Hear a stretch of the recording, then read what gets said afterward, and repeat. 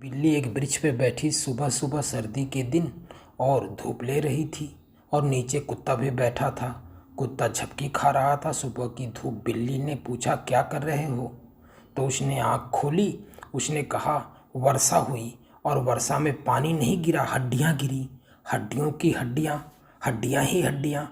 कुत्ते का सपना कुत्ते का ही होगा ना। बिल्ली ने कहा, हद हो गई, कभी सुना ही नहीं, न शास्त्रों में लिखा है। शास्त्रों में तो लिखा है कि कभी कभी ऐसा होता है कि जब वर्षा होती है तो पानी नहीं, चूहे गिरते हैं।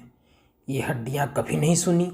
और शास्त्रों में लिखा है बिल्ली के सपने में तो चूहा ही गिरते हैं, और बिल्ली के शास्त्रों में भी चूहे ही लिखे होंगे।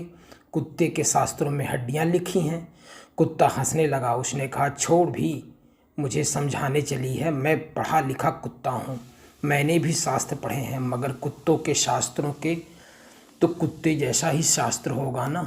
हड्डियाँ का ही वर्णन हो, चूहे का कहीं वर्णन आया ही नहीं। तब हंसते हुए, क्योंकि ना तुम कुत्ता हो और ना तुम बिल्ली हो, तुम हंसते हुए सोच रहे होगे।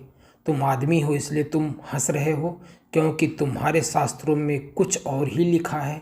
तुम हंस रहे हो। यह पागल कुत्ता पागल बिल्ली हमसे पूछे कि सपने में क्या आता है। तुम्हारे सपने में अलग, मगर बहुत मौलिक रूप से अलग नहीं है। तुम दो हिस्सों में तोड़ दिए जाओ तो एक रज और एक तम, या तो राजसी सपने होंगे या कर्म के सपने होंगे। जो आलस्य तुम बिता रहना चाहते हो वो सपने में आएंगे, और राजा बनना चाहते हो तो वो सपने में आएंगे।